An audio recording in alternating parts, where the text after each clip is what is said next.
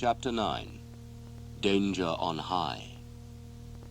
Scott's notebook entry read, arch of brick, tunnel, floor gone, deep hole, lost Vita rod. Roadie, superhero, must find last Viton, quickly. They all stood looking down into the blackness. Roadie was very angry. Our only hope sunk. How do you know it's sunk? Asked Amanda. It might have floated. She thought they should try fishing for the Vita rod. They didn't have any string to make a fishing line, so she took the rest of Boris's jumper. That won't work, said Roadie. One of us will have to go down there. Scott had found a sort of frying pan in the wonderful rucksack. Tie the thread onto that, said Roadie. I'm going down in it.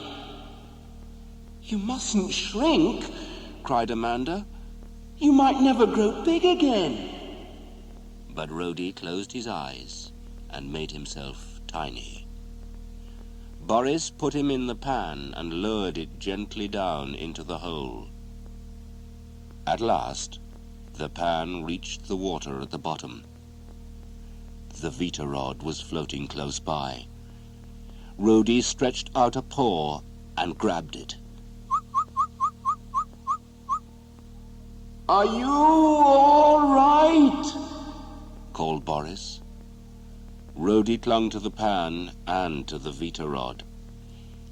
Yes, he gasped. Pull me up, quick!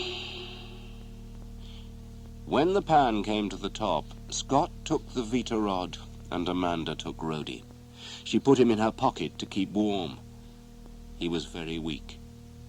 Boris picked up the rucksack with the bat in it, and they made their way out of the tunnel. It was misty outside. Widge mist, said Boris, the worst kind. Jenny, Doris, and Morris had most of the Vita Corps together now. They were working hard. Frug was working too, at eating and growing. Morris hoped he hadn't eaten any more holes in the book. When will you start spinning your cocoon, Frug? He asked. Mist swirled round the search party as they climbed up the last slope. They could hear widgets laughing around them, but they couldn't see a thing. They held hands so that nobody would get lost. Take no notice of the widgets, said Boris. As long as we feel the ground sloping up, we're going the right way. Sunshine, cried Scott at last. They came out of the mist into the sunshine near the top of the mountain. Scott and Amanda let go their hands and went on. Boris stopped. He was puzzled. Whose hand was he holding then? He looked down. There was a tiny widget hand in his. The widget ran away into the mist. Then suddenly Boris saw some widgets. They were having a tug-of-war with his cricket bat on the edge of a deep ravine. They had taken the bat from his rucksack in the mist. No, not my bat, cried Boris. Amanda grabbed his arm and stopped him running towards the widgets. Wait, Boris, she cried. They might drop it over the edge. If they lose it, we can't get home again. How could they get the bat back? Swap it for something, said Scott. Amanda agreed. They would swap it for some of Boris's new books. Scott wrote a note and showed it to the widgets. Let's swap the books for the bat. Boris held out some books. The widgets shook their heads. Scott wrote, More? They all nodded. Boris held out more books. Then more still. No bat, no books, warned Amanda. A widget slowly held out the bat. She took it and the other widgets grabbed the books and ran off with them. Boris was rather sad, but he still had one bundle of books left in his rucksack.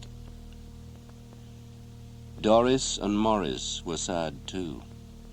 Gorwin was fading fast. Where was the last Vuitton?